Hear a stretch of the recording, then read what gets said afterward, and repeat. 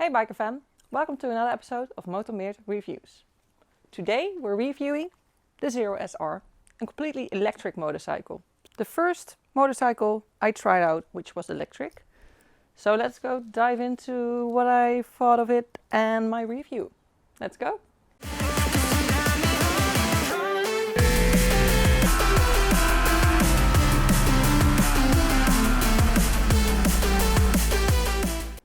A little while ago I contacted Zero Benelux, which is now Zero Europe, because I was getting curious about the electric motorcycle fleet and because it's getting more and more by the day, and yeah, I just wanted to know what it was like riding an electric motorcycle. I had never ridden an electric motorcycle before, so that's why I got so curious. Of course I had heard about the immense torque and the bad range as well, but other than that I didn't really know what it felt like not having to shift gears and stuff like that. So I contacted Zero and they said they would love to let me try out some of their motorcycles.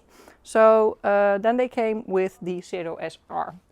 And when it came to me, they shipped it to me by cargo. So you have to imagine I live in this normal house and like a big truck pulls up in front of it, which is especially for me with a Zero motorcycle inside.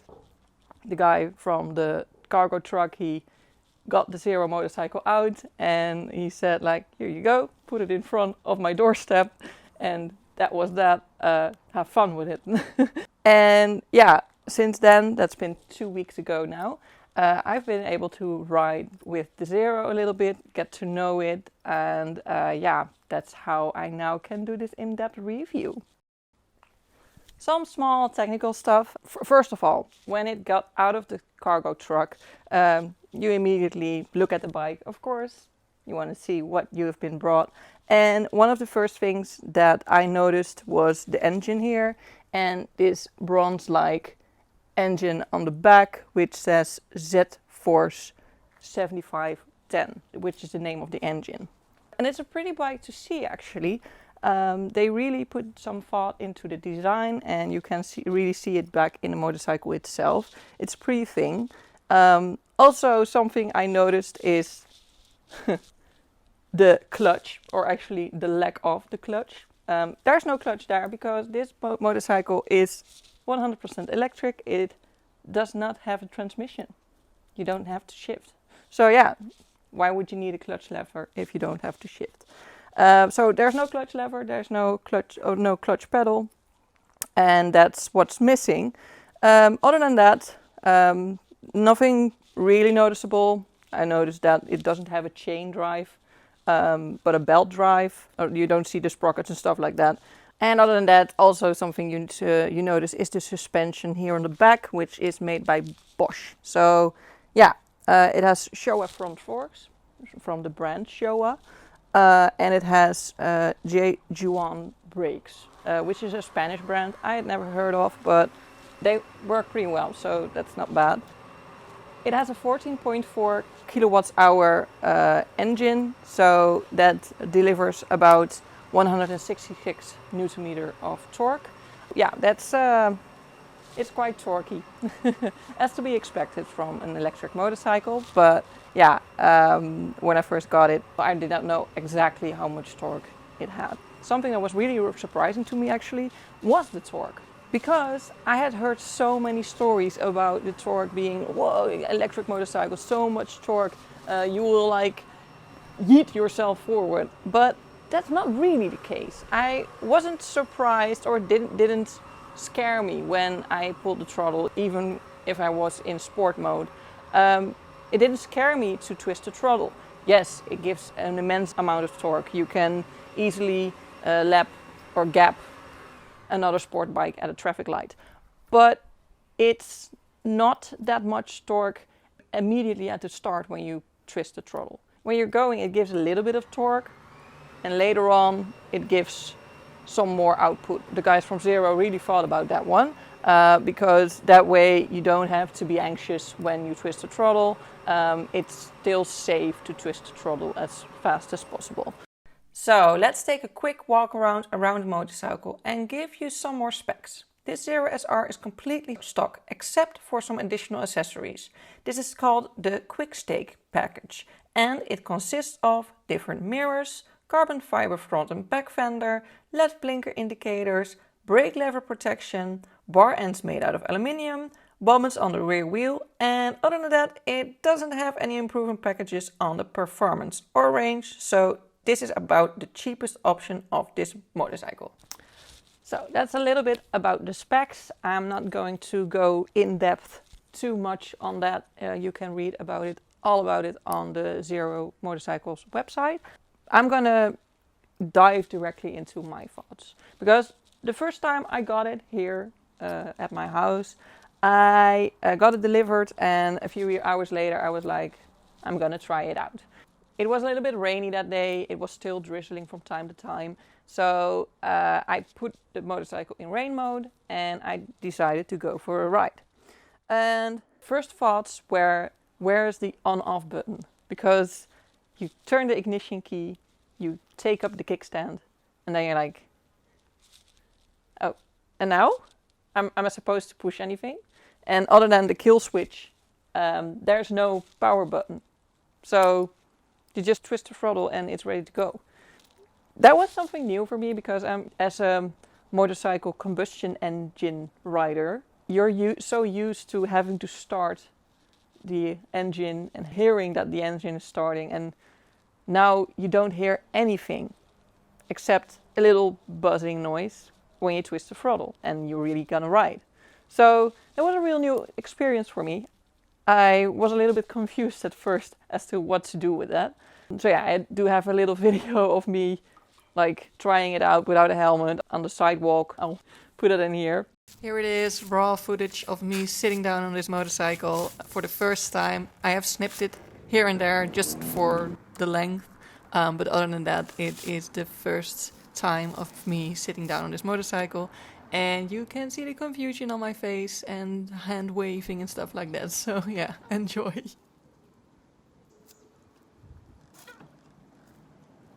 Oh, now it's running.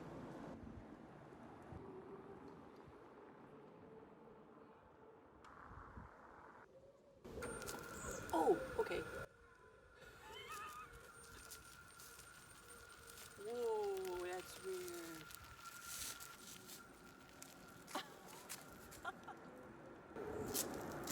Yes, hi, yeah. It's electric, okay, but...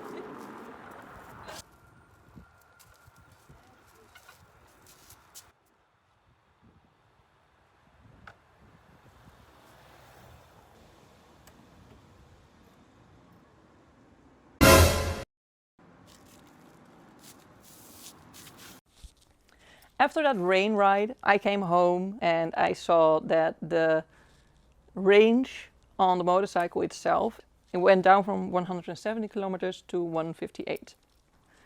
I had done a ride of about 30 kilometers, which is 18 kilometers more than the range took off. So I was pleasantly surprised about that. I thought it would go down easier.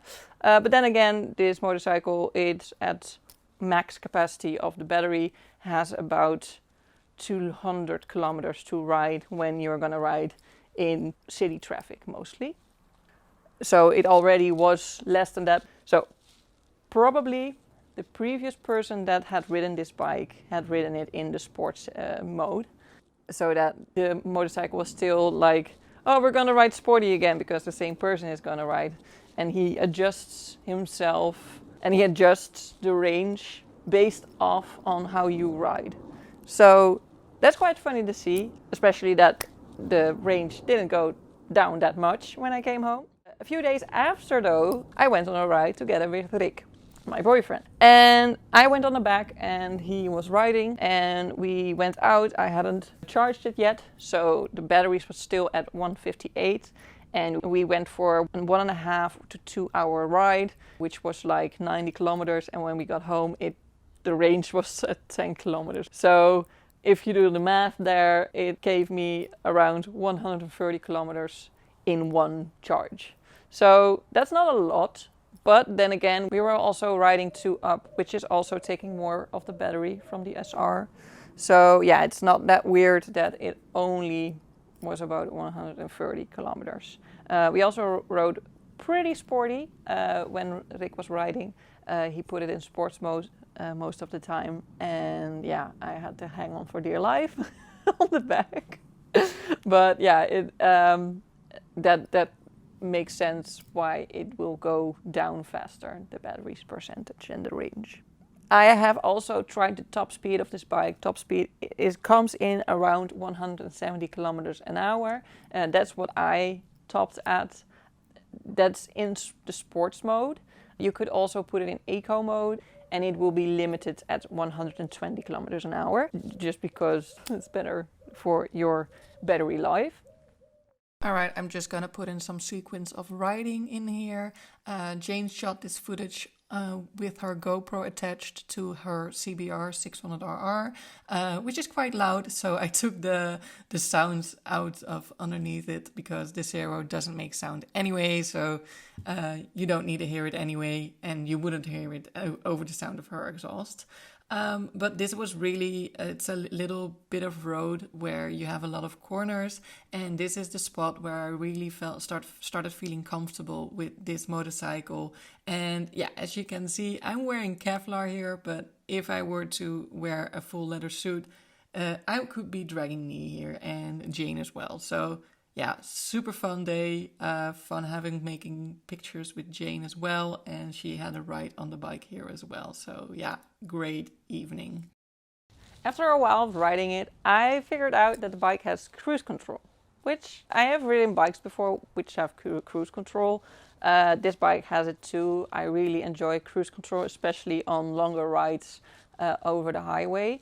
But it was funny to me that this bike had cruise control as well, because you can't really ride that long on a highway with it because it's really battery draining. But it does have cruise control. I don't really know what that's for. Maybe it's because, and that's something I'm making up right now, maybe it's because you can keep control of your battery drainage more when you're riding on the highway if you keep the cruise control on like 90 kilometers an hour. But that's something I'm thinking of as of right now. But I don't know especially why the cruise control is on there. But it's a fun little gimmick that's on there. It's nice they added that. And yeah. And I have to say that when I have cruise control on my bike, I tend to ride without hands and like dance with my hands to my music and my helmet. So probably better for me to not have cruise control on my bike, but it's really something I enjoy. Then also after some time of riding it, I got a little bit more acquainted and I could feel what of a corner beast this actually is. It's so sharp when going through corners. It's crazy. I'm not the only one who says this. Rick has ridden it and he says this, and my friend Jane, she has also tried it out and she also said, whoa, it's so easy to ride and it corners so easily. That's really a plus on his bike, and Zero did a really great job on that, making this a very fun bike to ride.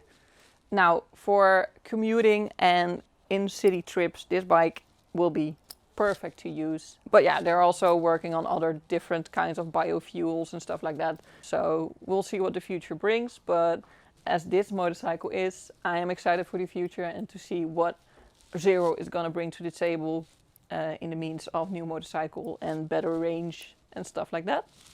By the way, you could up the range on this motorcycle. As of now, it's 225. This is basic standard. You could up that range to 335 with an extra battery package, which you can buy with the Zero store when you buy the motorcycle as well. It's not cheap, but for some people who would like to widen their range a little bit, it might come in handy and it might be something they want to consider getting. Then, we've talked a lot about all the pros on this motorcycle. As you might as well have noticed by now, is that I like this bike. I'm having a lot of fun with it. It rides like a charm, and yeah, I think this is a good view of the future of electric motorcycles. But not everything is positive. Unfortunately, there's always some cons on this motorcycle.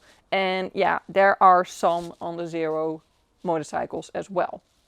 This is not specifically to the Zero SR, because the Zero SR is fine as it is, but it's more like the complete Zero fleet. Zero motorcycle has this software which controls their motorcycle. This is the software Cypher 3 Plus. They have a store, the Cypher store, and in here you can buy and download and install software packages to better your motorcycle. Now, I don't know exactly how this works, but as I can see in the menu, in the dashboard, there are slots that are empty, which you can fill with the things you buy in the Cypher store. This gives me a little bit of the vibe that it's already on the motorcycle. You just have to unlock it. So you bought this motorcycle with all these options, but not all options are available to you. And how does that work when you resell your motorcycle? And it's a little bit confusing. It's not a PlayStation game, it's a motorcycle. That's something that I wanted to say. So that it would be better if Zero would like not put those slots in there, or maybe give it another way of buying them, of buying the software, because it's just not that clear how that works and why you have to buy it and you can install it on your motorcycle and it's maybe already on your motorcycle, it just needs to be unlocked. That's something I have on Zero motorcycles itself and not on the Zero SR itself. Zero SR itself, it could have a little bit more top speed. It's also something you could buy a software update for. But yeah, it goes 170 kilometers an hour. You can buy a software update and then it will go to 100 kilometers an hour, which I think that's not worth it for only 30 kilometers an hour more. But yeah, the Zero SR has two brothers, the Zero SRF and the Zero SRS. And the Zero SRS and SRF, they are just sportier and more powerful bikes. So yeah, you could not expect the Zero SR to be as fast as that. They have to be bigger brothers for a reason. So yeah, that's mostly my review on the Zero SR. It's a fun bike, it's a pretty bike, and a bike I'm having lots of fun with. I can't wait to try it out more. So yeah, this was my review. I hope it was helpful. If you have any questions, leave them down below in the comments. I would love to answer them. If you want to see another review video, you can tap right here. See you in the next one. Have a nice day, biker fam. Bye! Particularly? Not on the Zero SR particularly. Particularly. What a stupid word. 18 kilometers, 18, which is 18 kilo. It's a 14.4 kilowatts. Yeah, right, that's 44 kilowatts.